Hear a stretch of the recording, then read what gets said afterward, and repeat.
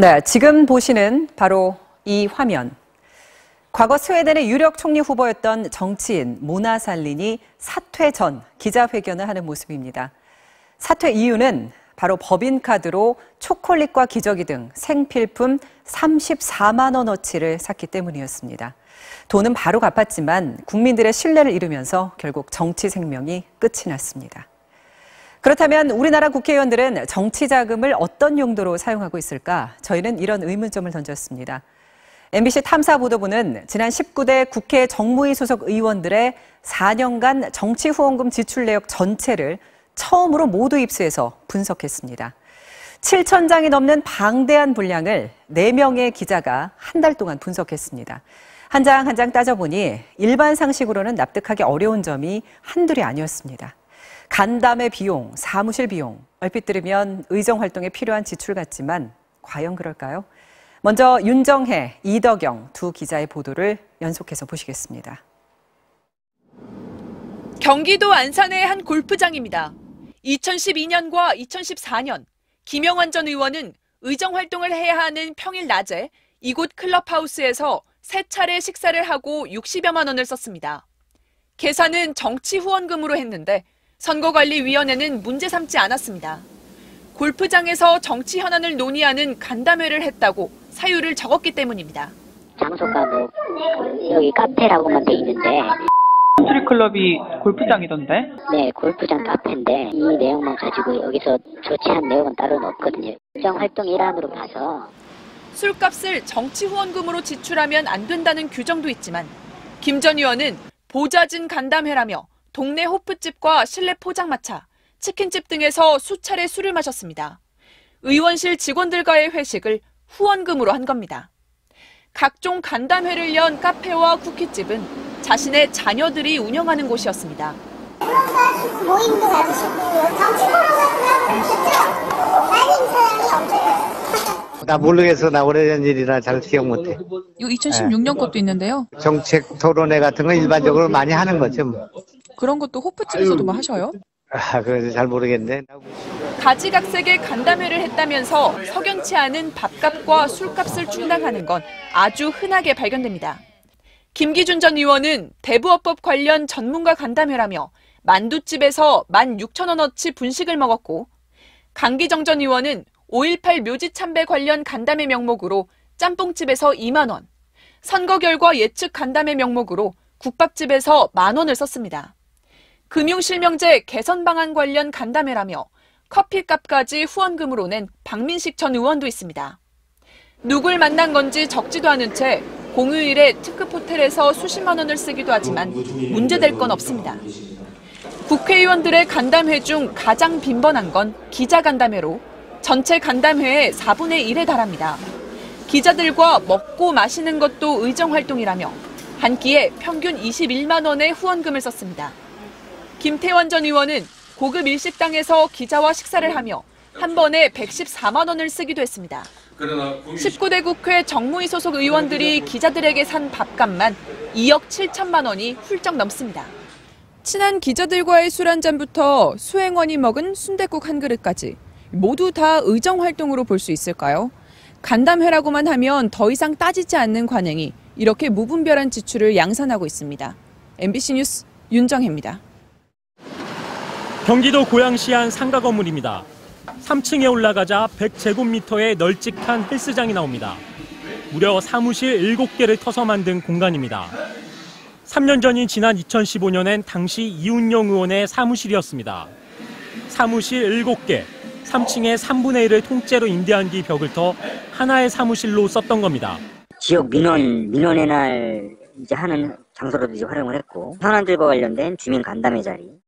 2015년 4월부터 20대 총선 직전까지 약 1년 동안 이 전 의원이 이 건물에 낸 임대료와 관리비 그리고 인테리어 비용은 7천여만 원, 모두 정치 후원금에서 지불했습니다. 보증금과 계약금 2천만 원, 부동산 중개 수수료 216만 원도 마찬가지였습니다. 2015년 한 해 후원금의 60% 가까이가 이 특별 사무실에 사용됐습니다. 상식적으로 의아하지만 선관위는 불법은 아니라고 했습니다. 지역 사무소는 숫자 제한은 없고요. 별도 제한 규정은 없고요. 큰 돈을 들인 이런 대형 사무실이 의정활동에 어떻게 무슨 도움이 됐는지는 분명하지 않습니다. 20대 총선에서 공천을 받지 못한 이 전 의원이 실제로 이 사무실을 사용한 건 6개월 남짓. 사람들이 뜻을 때 사람들이 후보만 단판으로 내걸었지 사람도 왔다 갔다 하는 거지. 서울 중림동의 한 아파트. 김상민 전 의원이 2012년 비례대표로 당선된 뒤 의정활동용 숙소로 빌린 곳입니다. 이 아파트의 임대료와 관리비로 지출된 돈은 2014년도에만 890만 원. 역시 정치 후원금에서 지불됐습니다. 현역 의원은 국회와 가까운 곳에 숙소를 마련하고 정치 후원금으로 그 비용을 댈 수 있습니다. 국회 근처 머무를 곳이 없는 지방 의원들을 위한 규정입니다. 그러나 김 전 의원은 당시 서울에 2군데나 빌린 주택이 있었고 2014년부터는 수원에도 전세 오피스텔을 보유하고 있었습니다. 선관위 쪽이 다 문의를 해서 문제가 없다는 판단을 받아서 다 했고요. 김상민 전 의원은 이외에도 지역사무소의 식물관리비 명목으로 매월 10만 원씩을 꼬박꼬박 지출했고 김기준 전 의원은 지역사무소 인테리어 비용으로 2,200만 원을 쓰기도 했습니다. 사무실이나 숙소와 관련된 지출은 꼭 필요할 때 하도록 되어 있지만 일종의 의원 특권이 돼버린 것 같다는 냉소가 나오고 있습니다. MBC 뉴스 이덕영입니다. 어떻게 보셨나요? 정치 잘하라고 국민들이 모아준 돈을 먹고 마시고 숙소와 사무실 관리에 과도하게 쓴다면 과연 이게 우리 정치 발전에 도움이 되는 일일까요? 조금 더 나아간 질문을 해보겠습니다. 많은 의원들이 후원금으로 대학원도 가고 외국어도 배웁니다. 자기 개발이니까 결국은 의정활동에 도움이 되겠지 하고 인정해야 하는 걸까요? 배주환 기자의 리포트 보며 이 문제 생각해 보시고요. 마지막으로 오혜정 기자의 리포트 보시겠습니다. 2년 전 김영주 고용노동부 장관이 SNS에 올린 사진입니다. 서강대 경제대학원의 최고위 과정 입학식에 참석한 건데 김 장관은 19대 국회의원 시절 이 과정에 등록해 수업을 받았습니다. 김 장관을 비롯해 당시 이 과정에 등록했던 국회의원은 모두 12명입니다. 그런데 이들의 등록금 역시 대부분 후원금에서 나갔습니다. 6주 과정에 등록금 400만 원인데 당시 회계 보고서를 보면 등록금 전액이 후원금으로 처리됐습니다. 정치 작업으로 지출 가능한지를 선관위에다가 프로그램 다 보내드리고 검토를 받고 오케이가 돼서 저희가 정치 작업을 지출했습니다. 어떤 과정인지 학교 측 자료를 살펴봤습니다. 각 분야 전문가의 초청 강의, 명패가 달린 전용 강의실에 해외 선진국 의회 탐방까지 갑니다. 또 수료 후에는 회원 1,500명이 넘는 원우회에도 자동 가입됩니다. 한마디로 사회 상류층의 재교육과 교류 과정인데 의정활동에 필요하다는 명분 하에 자기 돈 한 푼 쓰지 않고 고급 지식은 물론 인맥까지 챙겨간 셈입니다. 외국어 배우기도 후원금 지출 단골 항목입니다.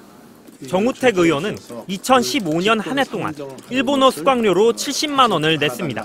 당시에 저희 의원님이 한일의원연맹 부회장이셨어요. 일본 의원님들이랑 문화랑 교류랑 소통하기 위해 가지고. 신동우 전 의원 역시 후원금으로 영어회화 수업을 받았는데 원어민 강사가 직접 의원실까지 찾아와 수업을 해줬습니다. 외국인도 만나고 해야 되는데 그 훈련을 좀 받아놓을 필요가 있죠. 예를 들면은 그 영어권 국회의원들을 많이 만나잖아요, 우리가. 우리 국민 누구나 그렇듯 자기 개발은 자기 돈으로 하고 후원금은 의정활동가 유권자를 위해서만 사용하라는 비판이 나올 수밖에 없는 상황입니다. MBC 뉴스 배주환입니다. 국회의원 정치자금은 본인 돈과 정당 지원금 그리고 후원금으로 이루어집니다. 이 가운데 순수하게 시민들이 의정활동 잘하라고 준 후원금은 지난 한 해만 560억 원이 넘는데요. 그렇다면 이 후원금은 어디에 써야 할까요? 현재는 사적이거나 부정한 용도가 아니고 정치 활동을 위한 비용이면 된다고 아주 폭넓고 모호하게 규정하고 있습니다. 선관위 관계자의 말 들어보시겠습니다. 구체적인 사용처에 대해서는 법규에 명확하게 규정되어 있지 않습니다. 지출 내역을 구체적으로 기재하지 않더라도 강제할 수 있는 방법은 없습니다. 이런 모호한 규정 때문에 일반인들이 납득하기 어려운 지출이 늘고 있는 겁니다. 예를 들면 책을 구입했다면서 수십만 원 이상 신고한 경우가 상당히 많은데요. 무슨 책을 무슨 목적으로 얼마나 구입했는지 같은 세부 내역은 거의 기재하지 않습니다. 박대동 전 의원은 한 번의 프로필 촬영에 무려 90만 원을 사용하기도 했고요. 김종훈 전 의원처럼 임기 말에 보좌진에게 수천만 원씩 무려 9천만 원을 경력금으로 줘도 정치활동으로 인정돼 문제가 될 게 없습니다. 이렇다 보니 사적으로 지출하고도 정치자금인 것처럼 둔갑시켰다가 적발된 경우가 지난 6년간 330건이 넘습니다. 의원들의 숙식과 교육비용까지 폭넓게 허용하는 나라는 거의 없습니다. 영국은 아예 정치자금은 이런 데만 쓰라고 명확하게 정해놓고 있는데요. 유권자 자료비와 여론조사비, 홍보비, 사무실 운영비, 교통비 등으로만 지출해야 합니다. 공개 방법 역시 문제입니다. 미국은 연방선거위원회에 접속만 하면 누구든 회계보고서를 쉽게 검색할 수 있고 단 $2를 지출한 회계보고서 원본까지 이틀 뒤면 유권자가 확인할 수 있습니다. 반면 우리나라는 인터넷에 공개되지 않고 별도로 정보 공개 청구를 해야 합니다. 저희 취재진도 정보 공개 청구를 하고 2주나 지나서 회계보고서를 받아볼 수 있었습니다. 의원 개개인의 도덕성에 기댈 게 아니라 모두가 철저히 지킬 확실한 기준이 필요합니다. MBC 뉴스 오혜정입니다.